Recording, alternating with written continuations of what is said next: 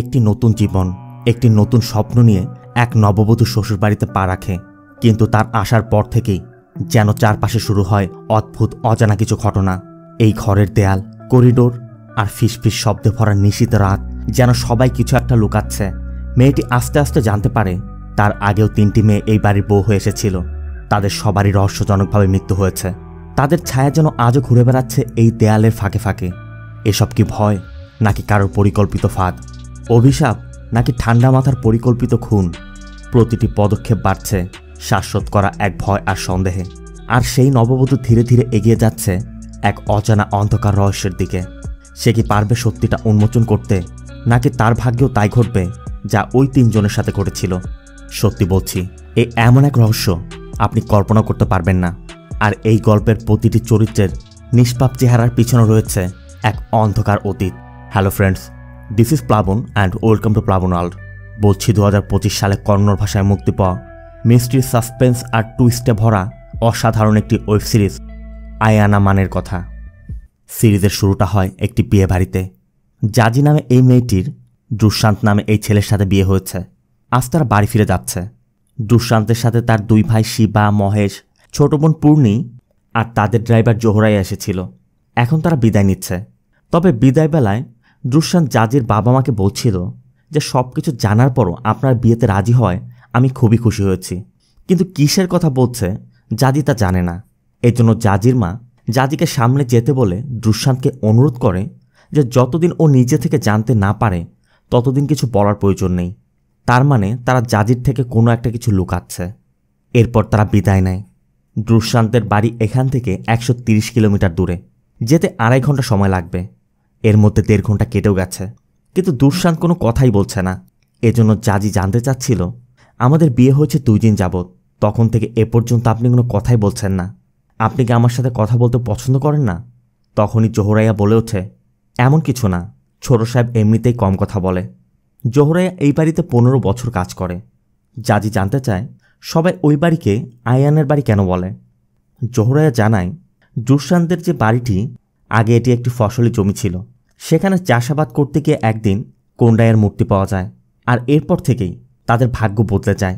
এই জন্য তারা ওই জমিতে বাড়ি করে আর বাড়ির মধ্যেই কোন্ডাইয়ের মন্দির স্থাপন করেছে। এখন তাদের অনেক সম্পদ। ভগবান খুশি থাকলে তো কথাই নেই, কিন্তু রেগে গেলে সাথে সাথে দুঃশান্ত জোহরাইয়াকে থামিয়ে দেয়। আর একটু সামনে যেতেই পুলিশ তাদের গাড়ি থামিয়ে দেয়। তবে এরপরই জানা যায় এই যে এসআইকে দেখছেন তার বাড়ি জাজিদের পাশেই। বিয়েতে যেতে না পারায় পথে গাড়ি থামিয়ে গিফট দিচ্ছে, আর তার নাম গৌতম। অন্যদিকে দুঃশান্তের বাড়িতে তার বাবা মা সব প্রস্তুতি নিচ্ছে। আর ইনি হচ্ছেন দুঃশান্তের মা নাগামা। নাগামা তাদের কাজের লোক তাইয়াবাকেও সব কিছু রেডি করতে বলে দেয়। কিছুক্ষণ পর দুঃশান্তরাও এসে পড়ে। এরপর সবাই নতুন বউকে বরণ করে নিচ্ছিল। তবে জাজি ঘরে পা রাখা মাত্রই দুঃশান্তের বাবা হার্ট অ্যাটাকে মারা যায়। সিন চলে যায় পরবর্তী দিন। দুঃশান্তের বাবার সৎকার হয়েছে। পণ্ডিত এসেছে। পণ্ডিত বলছিল, ওর বয়সী কত হয়েছিল, আমি আগেই বলেছিলাম বিয়েটা করাবেন না। ওই মেয়ে ঘরে পা রাখার পরই ঘরের মালিকের মৃত্যু হলো।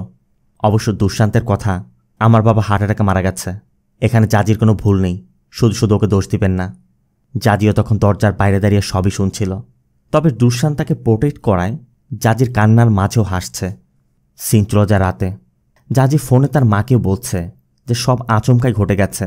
আবার রোজ সন্ধ্যায় ঘরের মন্দিরে পূজা হয়। ঘরে কিছু হলে মন্দিরের দরজা খোলা যাবে না, তাই সব কিছু তাড়াহুড়ো করে শেষ করে দেওয়া হয়েছে, মানে শ্বশুরের সৎকার আর কি।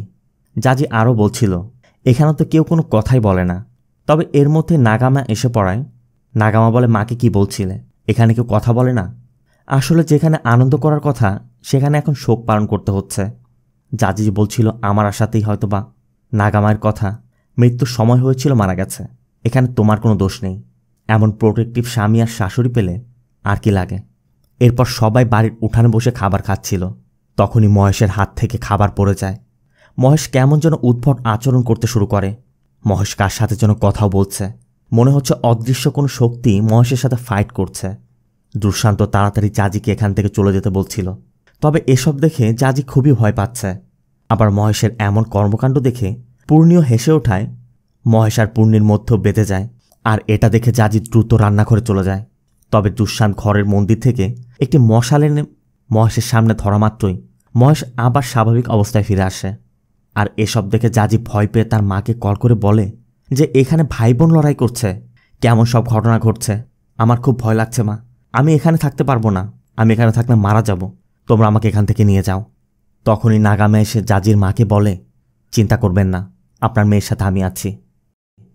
এরপর রাতের বেলা নাগামা জাজিকে দুঃশান্তের ঘরে নিয়ে যায় এবং বলে, তোমার বাবার শ্রাদ্ধ শেষ না হওয়া পর্যন্ত তোমাদের একসাথে থাকাটা ঠিক হবে না, এই জন্য ততদিন জাজি পূর্ণির সাথেই থাক। অবশ্য দুঃশান্ত তাই মনে করে। তবে জাজি যাওয়ার সময় দুঃশান্ত জাজিকে একটি বই দিয়ে দেয় এবং বলে নতুন জায়গা ঘুমাতে কষ্ট হবে। এরপর জাজি পূর্ণির ঘরে ঘুমাতেও চায়, কিন্তু পূর্ণি একটু অন্য স্বভাবের মেয়ে। নাগামা জাজিকে এই ঘরে থাকতে বলায় পূর্ণি নিষেধ করতে পারেনি, কিন্তু এক ঘরে কারোর সাথে বেড শেয়ার করা পূর্ণি একদমই পছন্দ করে না। তাই পূর্ণি জাজিকে স্পষ্ট করেই বলে দেয়। এজন্য জাজিও বলে, সমস্যা নেই, আমি বাইরে শুয়ে পড়ব। অবশ্য তার জন্য পূর্ণি একটি পাটি আর একটি বালিশ দিয়ে দরজা বন্ধ করে দেয়। এরপর জাজি বারান্দায় ঘুমাতে আসে। তাইয়েবাও এখানেই ঘুমায়।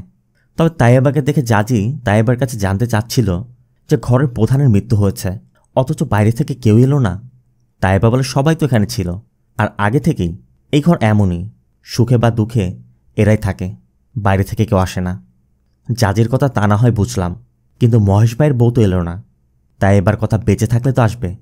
অথচ জাজি যখন মহেশের কাছে তার বউয়ের কথা জানতে চেয়েছিল, মহেশ বলেছিল যে মায়ের বাড়িতে গেছে। তাই আব্বা বলে, তুমি নতুন, তোমার বিয়ের দিন ছিল, তুমি কষ্ট পাবে বলে হয়তো তোমাকে মিথ্যা বলেছে। সবার প্রথমেই তো মহেশের বউ মারা গেছে, নাম ছিল পুষ্পাবতী। তাই এবার কথা মতো এক রাতে সবাই যখন ঘুমিয়েছিল, পুষ্পা বাড়ির পিছে থাকা ওই কুয়াতে ঝাঁপ দিয়ে মারা গিয়েছিল। সিন চলে যায় পরবর্তী দিন সকালে। অনেক রাত পর্যন্ত জেগে থাকায় সকাল হয়ে গেলেও জাজির ঘুম এখনও ভাঙেনি। এরপর ঘুম ভাঙতেই জাজি তো ভয় পাচ্ছিল। অবশ্য তখনই দুঃশান্ত জাজির জন্য কফি নিয়ে আসে। দুঃশান্ত বুঝতে পেরেছে যে জাজি রাতে ঘুমাতে পারেন, এই জন্য জাগায়নি। যদিও গতকালের মহেশের ওই ঘটনায় জাজি একদমই ভয় পাচ্ছিল, কিন্তু নাগামার দুঃশান্তের কেয়ার দেখে জাজি এখন বেটার ফিল করছে। এরপর জাজি নাগামার জন্য জিরা পানি নিয়ে যায়, কারণ নাগামা কখনো চা বা কফি খায় না। অন্যদিকে দুঃশান্তা শিবা বাড়ি থেকে একটু দূরে তার বাবার জন্য পূজা করছে, কিন্তু মহেশ এখানে আসেনি। এদিকে জাজি বাড়ি থেকে আসার সময় ঘরে পরার মতো কোনো কাপড় আনেনি। তাই নাগামাকে জানানো মাত্রই নাগামা তার আলমারিতে থাকা মহেশের বউ পুষ্পার সব শাড়িগুলো বের করে দেয়। এর কিছুক্ষণ পর মহেশের ডক্টর আসে, কিন্তু মহেশ এখনও ঘুমাচ্ছে। আর গতরাতের ঘটনার জন্য পূর্ণিও তাকে ডাকতে যাচ্ছে না। এই জন্য নাগামাকে বলে জাজি মহেশকে ডাকতে যায়। জাজিকে দেখা যায় শাওয়ার নিয়ে পুষ্পার একটি শাড়ি পরেছে। জাজি মহেশের ঘরে গিয়ে দেখে ঘরের মধ্যে এখানে ওখানে ঔষধের পাতা পড়ে আছে, পুরো ঘরই এলোমেলো।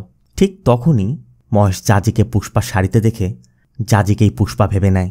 অবশ্য জাজির চিৎকার শুনে নাগামা এসে তাকে বোঝানোর চেষ্টা করে যেটা পুষ্পা না, জাজি। মহেশের বিষয়ে আরেকটি বিষয় জানিয়ে রাখি, মহেশ একজন নেশারু, সারাদিন ঘরে বসে মদ খায়, তাই এখনও নেশার ঘোর কাটেনি। অবশ্য মহেশকে কন্ট্রোল করতে না পেরে পূর্ণি দুঃশান্ত আর শিবাকেও ডেকে আনে। এরপর ওরা দুজন মহেশকে ধরে রাখলে ডক্টর একটি ইঞ্জেকশন দিয়ে মহেশকে অচেতন করে দেয়। এই ঘটনায় জাজি ভয়ে একদমই কাঁপছে। তখনই নাগামা এসে বলে, এই ঘরে যা কিছু হচ্ছে এসব দেখে তোমার হয়তো এখান থেকে চলে যেতে ইচ্ছা করছে, করাটাই স্বাভাবিক, কিন্তু তার আগে আমি তোমাকে কিছু কথা বলতে চাই। এরপর তোমার যেটা ভালো মনে হয় তুমি করো। সিন ফ্ল্যাশব্যাকে সবাই বাড়ির উঠানে খাবার খাচ্ছিল। তখন শিবার বউ চারুলতাও ছিল।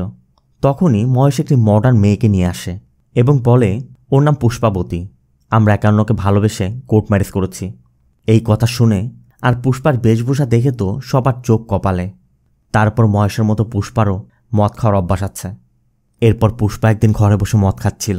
তখন নাগামা এসে বলে যে আমার ঘরের মধ্যে এসব চলবে না, ঘরে দেবতার মূর্তি আছে, তোমার যা করার বাইরে গিয়ে করো।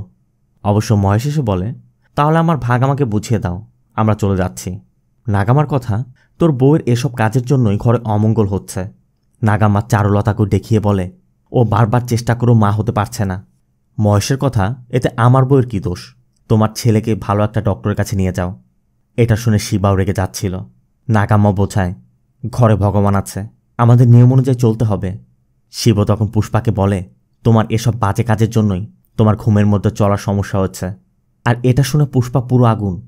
পুষ্পার কথা, ঘরে ভগবানের মূর্তি থাকায় এত সমস্যার সম্মুখীন হতে হচ্ছে, তাহলে ভগবানের মূর্তিটা ঘর থেকে বের করে দিলেই তো সব সমস্যার সমাধান হয়ে যায়। তাই পুষ্পাই মূর্তিটি কুয়োর মধ্যে ফেলে দেয়, আর পুষ্পারও ওই কুয়াতে পড়েই মৃত্যু হয়েছে। তাই সবাই মনে করে এটা পুষ্পার কর্মের ফল। নাগামা বলে, পুষ্পা মারা যাওয়ায় মহেশ মনে করে যে ও পুষ্পাকে বিয়ে করে আনার জন্যই পুষ্পার মৃত্যু হয়েছে, তাই ও নিজেকে দোষী মনে করে। আর এজন্যই পুষ্পা মারা যাওয়ার পর থেকে মহেশ পুষ্পাকে দেখতে পায়। এটা মূলত মহেশের এক ধরনের হ্যালুসিনেশন। আর গত রাতের ঘটনাটাও ছিল তেমনই। নাগামা বলে, তোমাকে আমি সব সত্যিটা বলে দিয়েছি, এখনও যদি তোমার যেতে মন চায় তুমি যেতে পারো। অবশ্য সবটা শোনার পর জাজি থেকে যাওয়ার সিদ্ধান্ত নেয়, আর এতে করে সবাই এখন খুশি। এরপর জাজি রান্না করতে যায়। তৈবা এই বাড়িতে 15 বছর যাবৎ কাজ করে, তাই তাইবা এই বাড়ির সব কিছু ভালো করেই জানে। এজন্য জাজি জানতে চাচ্ছিল যে আমার আগে কে বেশি রান্না করত। তাইবা বলে মহেশের বউ পুষ্পা। কিন্তু জাজির কথা, সবাই তো বলে পুষ্পা মদ খেত, খারাপ আচরণ করত। তাইবা বলে সেটা তো প্রথম ছিল, পরে মদ খাওয়া বন্ধ করে দিয়েছিল, পূজা পাঠও করত। জাজি জানতে চায়, তাহলে কি ভগবানের অভিশাপের জন্য ওর মৃত্যু হয়নি? তাইবা বলে, মহেশ পুষ্পাকে ভালোবেসে বিয়ে করলেও ও ছিল একটা নারীবাজ। একদিন মহেশ গ্রামের একটি মেয়েকে ফার্মে নিয়ে গিয়েছিল। এরপর ওই মেয়ের মা তার মেয়েকে নিয়ে বিচার চাইতে আসে। পুষ্পার ওই সময় পিরিয়ড চলছিল, তাই পুষ্পার ঘরে ঢোকা নিষেধ। তারপরও পুষ্পা সেটা অমান্য করে বাড়ির মধ্যে ঢুকে নাগামাকে বলছিল, আপনি আমাকে যেভাবে যা করতে বলছেন আমি সবসময় করছি, তারপর আপনি আপনার ছেলেকে নিয়ন্ত্রণে রাখতে পারছেন না, আপনার ভগবান কি করছে তাহলে? তখনই মহেশ এসে পুষ্পার গায়ে হাত তোলায় পুষ্পা আরও উত্তেজিত হয়ে যায়। তাই নিষেধ থাকা সত্ত্বেও সোজা পূজার ঘরে ঢুকে দরজা বন্ধ করে দিয়েছিল। তাই সবাই ভেবেই নিয়েছিল ওই অভিশাপের জন্যই পুষ্পার মৃত্যু হয়েছে। এরপর দুষ্যন্তের বাবার মৃত্যুর 22 দিন কেটে যায়। পণ্ডিত জানায় বাকি 8 দিনের মধ্যে সব শেষ করতে হবে। ঠিক তখনই শিবের বউ মানে চারুর মা লতা আর তার ছোট মেয়ে পদ্মা আসে। তবে জাজিকে দেখেই লতা জানতে চায় একে। নাগামা জানায় দুষ্যন্তের বউ। 22 দিন হলো ওদের বিয়ে হয়েছে। আর এটা শোনা মাত্রই পদ্মা কাঁদতে কাঁদতে বেরিয়ে যায়। আর এর কিছু সময় পর পদ্মা লতাকে নিয়ে জাজির সাথে দেখা করে এবং জাজিকে জানায় পদ্মার সাথে দুষ্যন্তের বিয়ে ঠিক হয়েছিল, কিন্তু তখন পুষ্পা মারা যাওয়ার কারণে আর আগায়নি। পদ্মাও বলছিল, চারু দিদি মারা না গেলে তো এতদিন দুষ্যন্তের সাথে আমার বিয়েটা হয়ে যেত। চারুর মৃত্যুর কথা শুনে জাজি জানতে চায় চারু কিভাবে মারা গিয়েছিল। লতা বলে ও নিজের গায়ে আগুন দিয়েছিল। জাজি জানতে চায় কেন, বিয়েতে কি সে খুশি ছিল না? এখানে আমাদের দেখানো হয় চারু একটু অন্যরকম স্বভাবের ছিল। যেমন চারু সবসময় নিজেরটা আদায় করে নিতে পছন্দ করত, আর যেটা মনে হতো সেটাই করত। অবশ্য প্রথম সবাই একটু পাগল পাগলই ভাবত। তবে এর কিছুদিন পর চারুর পিরিয়ড বন্ধ হয়ে যাওয়ায় সবাই ভেবেছিল যে চারু প্রেগনেন্ট। সবাই তো তখন খুব খুশি। কিন্তু ডক্টর জানায় চারু একটু সমস্যায় ভুগছে, আর সেজন্যই এমনটা হয়েছে। আর এই কেসে গর্ভধারণ করার চান্সও খুবই কম। আর এই বিষয়টা নিয়ে তখন সবার মন খারাপ হয়ে গিয়েছিল। কথার মাঝে নাগামা এসে পড়ায়। লতা কথা থামিয়ে দেয়। এরপর জাজিও ফিরে আসে। তবে নাগামা ভালো করেই জানে লতা এতক্ষণে জাজিকে সব বলে দিয়েছে। সিন চলে যায় রাতে। জাজি দুষ্যন্তের কাছে জানতে চাচ্ছিল, তুমি কি পদ্মাকে বিয়ে করতে চেয়েছিলে? তখনই নাগামা এসে জানায় দুষ্যন্ত কখনই পদ্মাকে বিয়ে করতে চায়নি, চারুর জন্য বাধ্য হয়ে রাজি হয়েছিল। এরপর আমাদের এটাও দেখানো হয় চারু বহুদিন চেষ্টা করেও মা হতে পারছিল না। এজন্য এমনিতেই চারুর মনের মধ্যে সংশয় ছিল। আর তার উপর চারু শিবকে শিবের এক নারী কলিকের সাথে দেখেও মনে মনে ভাবছিল সে যেহেতু মা হতে পারছে না, এই জন্য শিব হয়তো তার উপর ইন্টারেস্ট হারিয়ে অন্য মেয়ের দিকে ঝুঁকছে। আর এজন্যই চারু যে কোনো মূল্যে মা হতে চাচ্ছিল।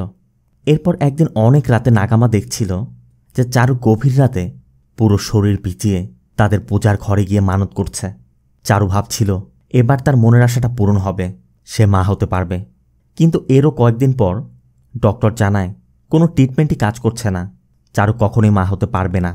আর এটা শুনেই চারু নিজের হাত নিজে কেটে ফেলে। এজন্য চারুর মাকে ডাকা হয়। চারুও বুঝতে পারছে সে আর মা হতে পারবে না, আবার সে শিবকেও ছাড়তে চাচ্ছে না। তাই চারু নাগামাকে বলে, আমি হয়তো এই পরিবারের জন্য ওয়ারিশ দিতে পারবো না, আমার বোন তো পারবে। চারু দুষ্যন্তের সাথে পদ্মার বিয়ে দিতে চায়। আর চারুর জন্য বাধ্য হয়েই দুষ্যন্ত আর পদ্মার এঙ্গেজমেন্টটা হয়েছিল। কিন্তু পরবর্তী দিন রাতেই চারু নিজের শরীরে আগুন দিয়ে মারা গিয়েছিল। চারুর পুরো ঘটনার কথা জানিয়ে নাগামা জাজিকে বলে, আজ তুমি আমার সাথে ঘুমাবে। তবে যাওয়ার সময় জাজি বলছিল, লতা আমাকে বলল আমি নাকি আমার স্বামীর দ্বিতীয় স্ত্রী, আর প্রথম স্ত্রীর নাম ছিল বিন্দুমালিনী। অবশ্য নাগামাও স্বীকার করে নেয়। আর পরবর্তী দিনই জাজি দুঃশান্তের কাছে জানতে চাচ্ছিল, আপনার আগেও বিয়ে হয়েছিল, আমাকে বলেননি কেন? শিব বলে, তোমার পরিবারকে তো জানানো হয়েছিল, তোমাকে বলেনি। সাথে সাথে জাজি তার মাকে কল করে। আবার নাগামার কাছে জানতে চায়, আপনি কেন আমাকে বলেননি?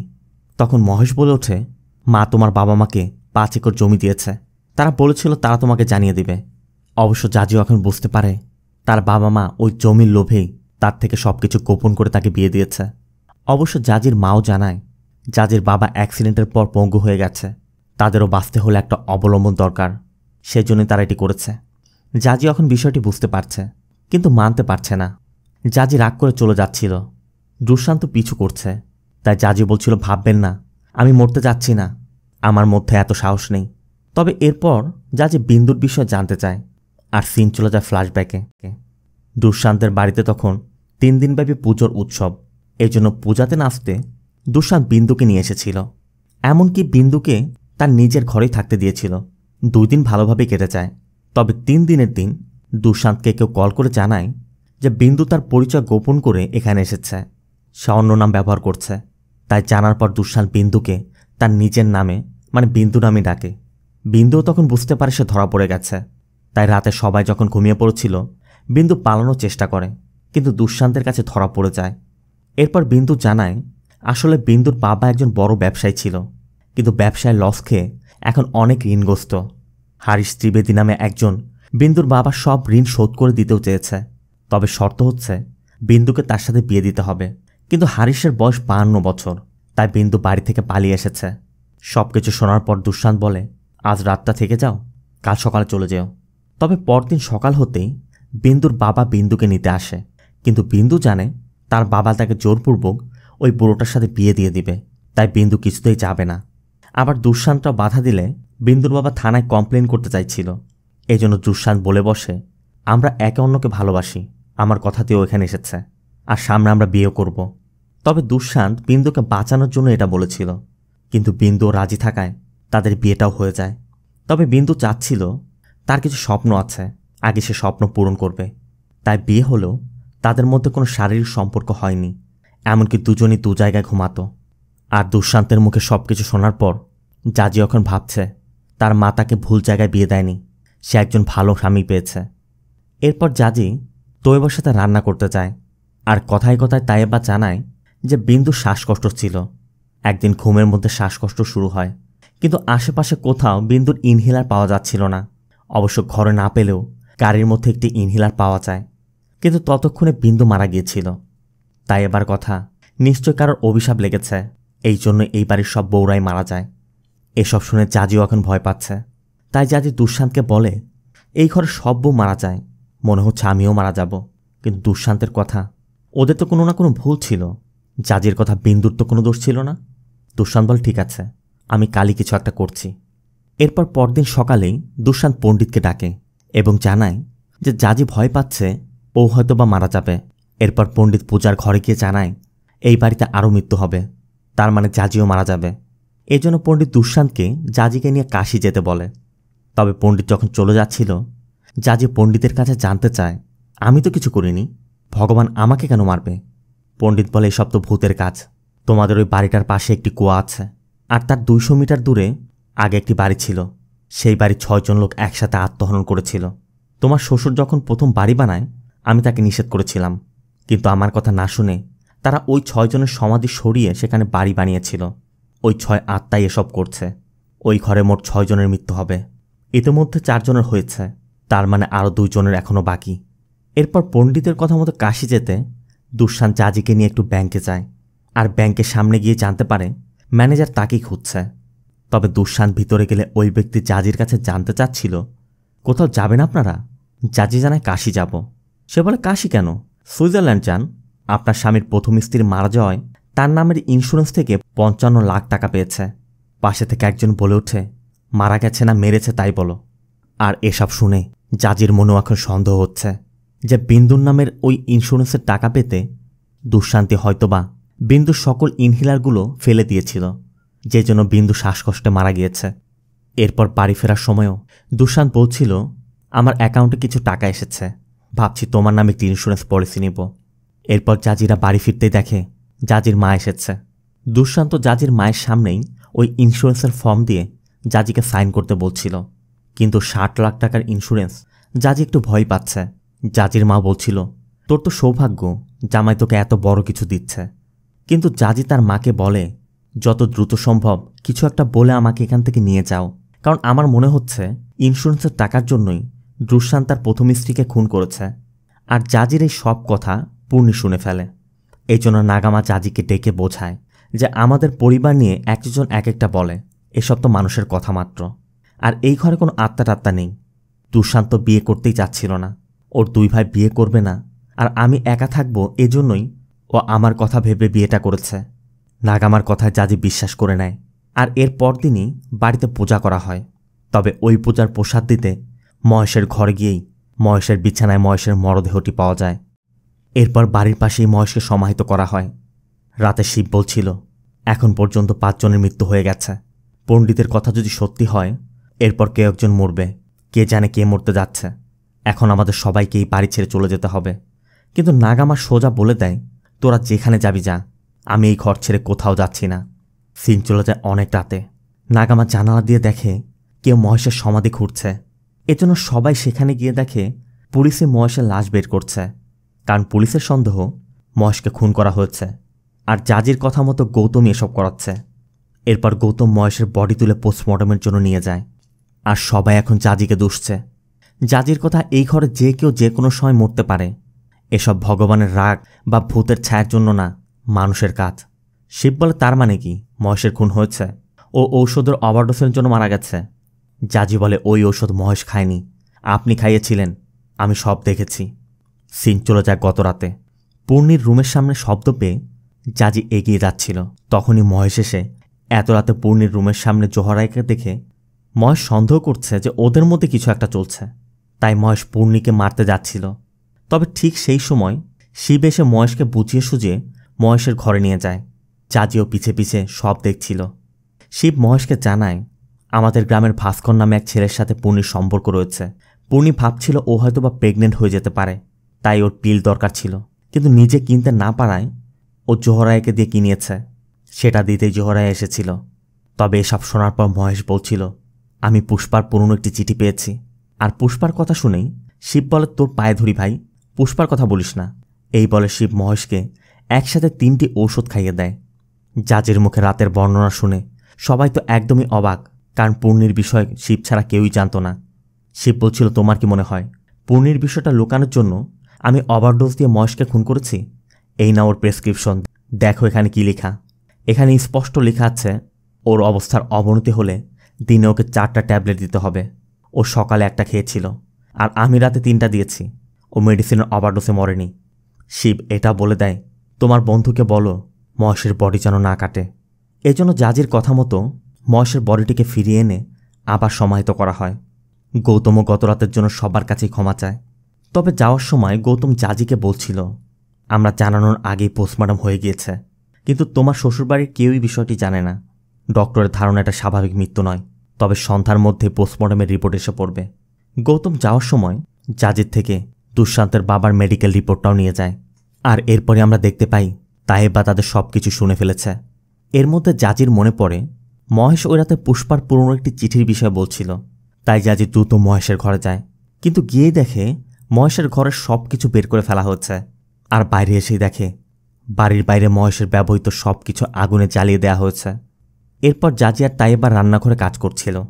তখনই জাজি না জেনেই একটি বিষাক্ত গাছের শিকড় ধরে ফেললে তায়েবা দ্রুত জাজির হাত ধুয়ে দেয়। আর জাজিকে বলে, এটা ফ্লেম লিলির শিকড়, এই শিকড় অনেক বিষাক্ত, কেউ খেয়ে ফেললে সাথে সাথে মারা যায়। কিন্তু জাজির কথা, তুমি জেনে শুনে এটা এখানে কেন এনেছ? তায়েবা বলে, এই গাছের শিকড় শুকিয়ে চূর্ণ করে পাউডার করে রাখবো, কারণ কারোর কাশি হলে চায়ের মধ্যে হালকা একটু দিলে কাশি ভালো হয়ে যায়, কিন্তু পাউডার বেশি হয়ে গেলে মানুষ মারা যায়। তখনই গৌতম কল করে, আর তায়েবা জাজিকে চা দিয়ে নাগামাকে জিরা পানি দিতে যায়। তখনই গৌতম জানায় যে মহেশকে ফ্লেম লিলির শিকড় খাওয়ানো হয়েছিল। এই গাছের শিকড় খেলে মানুষের হার্ট অ্যাটাক হয়। তোমার শ্বশুরের রিপোর্টও তাই বলছে, তাকেও সেম জিনিস দেয়া হয়েছিল। জাজি শুনছিল আর চা খাচ্ছিল। তখনই জাজি অনুভব করতে পারে তার চার মধ্যেও ওই বিষাক্ত পাউডার মিশিয়ে দেওয়া হচ্ছে। তাই জাজি শুধু গৌতমকে বলে, আমার মনে হয় আমাকেও দেয়া হচ্ছে। বলেই জাজি মাটিতে লুটিয়ে পড়ে। এরপর ডক্টরকে ডাকা হয়। দুঃশান্ত ডক্টরকে জানায় একবার বমি হয়েছে। এর মধ্যে গৌতম এসে পড়ে। এরপর গৌতম আর দুঃশান্ত তাদের বাড়ির পিছনের জঙ্গল থেকে তায়েবাকে ধরে আনে। তারা ধারণা করছে তায়েবাই সবার মৃত্যুর পিছে দায়ী। এদিকে জাজির জ্ঞান ফিরেছে। তবে জাজি তায়েবাকে ডেকে জানতে চায়, তুমি আমার জীবন বাঁচিয়েছ তাই না? আর এখানে আমরা জানতে পারি জাজি ওই চা খেয়ে পড়ে যাওয়ার পর তায়েবা বুঝতে পেরেছিল যে চায়ের মধ্যে ওই পাউডার মেশানো। তাই তায়েবা একটি পাতার রস খাইয়ে জাজিকে বমি করিয়েছে। এমনকি আরেকবার বমি করাতে তায়েবা লতা পাতা আনতেই বাড়ির পিছে জঙ্গলে গিয়েছিল। তার মানে তায়েবা ওই পাউডার মেশায়নি। তায়েবা জাজিকে বাঁচিয়েছে। এরপর জাজি দুঃশান্তকে বলে, আমি নিজেই চা বানিয়েছিলাম, কিন্তু আমি জানতাম না চা ওই পাউডার দিয়ে বানানো। আর এরপরে আমাদের দেখানো হয় জাজি যখন পাশে কাজ করছিল নাগাম্মাই চায়ের মধ্যে ওই পাউডার মিস করেছিল। আর জাজি এখন এটা জেনেও গেছে। নাগাম্মাও জাজির কাছে ধরা পড়ে গেছে। কিন্তু নাগাম্মাই যেসব করছে জাজি এখনও কাউকে কিছুই জানায়নি। সিন চলে যায় পরবর্তী দিন। বাড়ির সবাই মন্দিরে যাচ্ছে, কিন্তু নাগামার শরীর খারাপের কথা বলে বাড়িতেই থেকে যায়। এরপর মন্দিরে গিয়ে গাড়ি থেকে নেমেই পূর্ণি শিবাকে বলে দেয়, ভাস্করের সাথে আমি ফেসে গিয়েছিলাম, ওর সাথে সব সম্পর্ক শেষ করে দিব, আর আমি প্রেগনেন্ট না। এরপর মন্দিরে ঢুকতেই পণ্ডিত জানতে চায়, তোমরা কি জানতে চাও? শিব বলে, বাড়িতে একের পর মৃত্যু হচ্ছে, কিন্তু এসব কেন হচ্ছে আমরা জানতে চাই। এজন্য পণ্ডিত সবাইকে ভিতরে নিয়ে যায়। কিন্তু জাজি অন্য একটি কাজের কথা বলে একটু পাশে চলে যায়। অন্যদিকে নাগামা সারা বাড়িতে হন্যে হয়ে কিছু একটা খুঁজে বেড়াচ্ছে, কিন্তু পাচ্ছে না। তখনই জাজি ওই পাউডারের ডিব্বা দেখিয়ে জানতে চায়, এটা খুঁজছেন তো? আর জাজিকে দেখা মাত্রই নাগামা জানতে চায়, তুমি ওদের সাথে মন্দিরে যাওনি? কিন্তু জাজিকে দেখা যায় মন্দিরের পাশে দাঁড়িয়ে গৌতমের সাথে কথা বলছে। তাহলে এখানে কোন জাজি? যাই হোক, জাজি নাগামার কাছে জানতে চায়, এসব কেন করেছেন বলুন। তখনই পাশে থেকে একটি বাচ্চা ছেলে হাসতে হাসতে নাগামাকে বলছিল, তুই কুত্তি, তুই কুত্তি। আর এটা শুনে নাগামা উত্তেজিত হয়ে ওই ছেলেটির পিছু করে, কিন্তু হঠাৎই ছেলেটি উধাও হয়ে যায়। আর এরপরই আমাদের নাগামার পাস্ট দেখানো হয়। নাগামা তার নিজের এমন এক দুনিয়াতে বাস করত যেখানে কোনো রাজা নেই, আছে শুধু রানী। আর সেখানে রানী রাজ্য চালায়, আর নাগামাই তার রাজ্যের রানী। বন্ধুদের মধ্যেও সে সবসময় রানী সেজে থাকত, আর ঘরে ফিরেও এমনই ভাব করত। এমনই একদিন পুরনো খাবার খাবে না বলে নাগামা খাবার ফেলে দেয়। নাগামার মা নাগামাকে মারধর করে ওই মাটিতে পড়ে থাকা খাবার খাইয়েছিল, যেটা ওই ছেলেটা দেখে ফেলে। এরপর তারা নাগামাকে বলছিল, তুমি শুধু আমাদের সামনে রানী, ঘরে তো তুমি দাসীর মতো। এসব বলে সবাই হাসি ঠাট্টা করছিল। এই জন্য নাগামার রাগের মাথায় ওই ছেলেটির গলা চেপে ধরে। আর নাগামার মা এটা জানতে পেরে নাগামাকে আগুনের ছ্যাঁকা দিয়েছিল, সাথে বলেছিল, এমন করলে তোকে গাছের শিকড় খাইয়ে মেরে ফেলব। নাগামা তার অপমান সহ্য করতে পারছিল না। এজন্য নাগামা তার মায়ের খাবারের মধ্যেই ওই বিষাক্ত পাউডার মিশিয়ে তার মাকে খাইয়ে মেরেছিল। তখন থেকে তার রাজ্যে সেই রানী।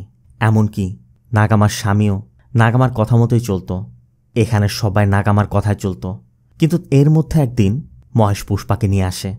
আর নাগামা ভাবছিল তার ছেলে তার কন্ট্রোলের বাইরে চলে গেছে। তারপর পুষ্পা মদের নেশা ছেড়ে দিয়ে একদম স্বাভাবিক হয়ে সংসারের দায়িত্ব নিতে চাচ্ছিল। কিন্তু নাগামা বেঁচে থাকতে সে কাউকে তার সংসারের দায়িত্ব দিবে না। তার কথা, সে যতদিন বেঁচে থাকবে সবাই তার আন্ডারে থাকবে। কিন্তু পুষ্পার জন্য নাগামা সব হারাতে বসেছিল, যে জন্য নাগামা পুষ্পাকে ওই রাতে ওই কুয়ার পাশে নিয়ে যায় এবং পুষ্পাকে বলে, ছোট থেকে আমি রানী হয়ে বেঁচেছি, সবাই আমার ইচ্ছা মতো চলেছে, আমার সব কথা মেনেছে। এখন তুমি চাইছো সবাই তোমার কথায় চলুক, কিন্তু আমি রানী হয়ে বেঁচেছি, এখন দাসী হয়ে বাঁচতে পারবো না। তাই নাগামা নিজেই মরতে চাচ্ছিল, কিন্তু পুষ্পা বাধা দেয়। নাগামা বলে, তাহলে তো তোমাকে মরতে হবে। বলেই নাগামা পুষ্পাকে ধাক্কা দিয়ে কুয়ার মধ্যে ফেলে দিয়েছিল। আর এরপর পুষ্পার মৃত্যুটা সবাই ধর্মীয় ক্ষোভ ধরে নিয়েছিল। কিন্তু ওই রাতে নাগামায় যে পুষ্পাকে ধাক্কা দিয়ে ফেলে দিয়েছিল, চারুলতা সবই দেখতে পেয়েছিল। এই জন্য পরবর্তী দিনই চারু নাগামার গালে কষে এক চর মারে। সাথে এটাও জানা যায় চারু যাতে সংসারের দায়িত্ব নিতে না পারে, চারুকে দমিয়ে রাখতেই নাগামা তার পরিচিত ডক্টরকে দিয়ে চারুকে এমন ওষুধ দিয়েছে যাতে চারুর কখনো বাচ্চা না হয়। আর চারু অন্য একটি ডক্টরের কাছে গিয়ে সত্যিটা জানতে পেরেছে। চারু নাগামাকে পুলিশের হাতে তুলে দিতে চাচ্ছিল। আর এজন্যই মূলত চারু যখন ঘুমাচ্ছিল নাগামা চারুর গায়ে কেরোসিন ঢেলে চারুকে জ্বালিয়ে দেয়। আর সবাইকে বিশ্বাস করায় যে মৃত্যুগুলো তাদের দেবতার ক্ষোভের জন্য হচ্ছে। এমনকি এরপর থেকে যেই নাগামার সত্যিটা জানতে পেরেছে নাগামা তাকেই খুন করেছে। এই সব কিছু শোনার পর জাজি বলছিল, নিজে সবাইকে মেরে ভগবানের ক্রোধ বলে চালিয়ে দিয়েছিস। নাগামা বলে, খোদ ভগবানই চুপ আছে, তুই জিজ্ঞাসা করার কে? এটা বলে পাশে ফিরতেই জাজিকে অদ্ভুত চেহারায় দেখে নাগামা ভয়ে পা পিছলে নিচে পড়ে যায় আর মাথায় আঘাত পায়। নাগামার সেখানেই মৃত্যু হয়। এরপর দুঃশান্তা বাড়ি ফিরে দেখে উঠানে নাগামার মরদেহ পড়ে আছে। সিন চলে যায় এর কয়েকদিন পর। দুঃশান্ত জাজিকে বলছে, মা তো এখন বেঁচে নেই, এখন থেকে তোমাকেই মায়ের মতো এই বাড়ির সব কিছুর দায়িত্ব নিতে হবে। আর এরপরই জাজি নাগামার দায়িত্ব নেয়, ঠিক যেমনটা নাগামা ছিল। এরপর জাজি গাড়ি করে কোথা যাচ্ছিল, তখন তাইয়েবা বলছিল নাগামা কোন্ডাইয়াকে অনেক ভরসা করত, কিন্তু কেউ জানে না নাগামা কিভাবে মারা গেল। তখনই জাজি তাইয়েবার দিকে রহস্যজনকভাবে তাকায়, আর জাজির চোখে মুখে তখন জয়ের হাসি। আর এখানেই প্রশ্নটা থেকে যায়। মহেশ বলেছিল সে পুষ্পার পুরনো একটি চিঠি পেয়েছিল, কিন্তু কি ছিল ওই চিঠিতে আর কেন সেটা লুকানো হয়েছিল তা কিন্তু জানা যায়নি। আবার সবাই যখন মন্দিরে গিয়েছিল, জাজিও তো গৌতমের সাথে কিছু একটা আলোচনা করছিল, কিন্তু একই সময়ে নাগামা তাহলে কাকে দেখেছিল? আসলে কি জাজির মধ্যে কোনো রহস্য লুকিয়ে আছে? জাজি কি এই সংসার নিয়ন্ত্রণ নিতে কোনো চাল চেলেছিল? তবে আমার যতটুকু মনে হয় এই সিরিজটির সিজন 2 আসবে, আর সেখানেই এই সকল প্রশ্নের উত্তর পাওয়া যাবে। সচরাচর এই ধরনের সিরিজগুলো ভূত প্রেত আত্মা দিয়ে থামাচাপা দেয়া হয়, কিন্তু এই সিরিজে এসব দিয়ে শুরু করলেও শেষটা হয়েছে একদমই টানটান উত্তেজনার মধ্যে, যেমনটা আর 5টা সাসপেন্স থ্রিলার মুভি বা সিরিজের ক্ষেত্রে হয়। আর এর জন্য সিরিজটা আমার খুবই ভালো লেগেছে। আর নাগামার মতো এমন অনেক মানুষ আমাদের সমাজে আছে যারা নিজের রাজ্যে স্বঘোষিত রাজা বা রানী, আর তাদের ওই রাজত্ব ধরে রাখতে তারা যে কোনো পদক্ষেপ নিতে পারে। আর আমাদের দেশেও এমন এক রানী ছিল যে আজ রাজ্য থেকে বিতাড়িত। তো সিরিজটা আপনার কেমন লেগেছে অবশ্যই কমেন্টে জানাবেন। আর ভিডিওটি ভালো লাগলে ভিডিওতে লাইক দিয়ে চ্যানেলটিকে সাবস্ক্রাইব করতে একদমই ভুল করবেন না। দেখা হবে অন্য কোনো মুভি বা সিরিজের এক্সপ্লেনেশন ভিডিওতে। ততক্ষণ সব ভালো থাকবেন, সুস্থ থাকবেন। আল্লাহ হাফেজ।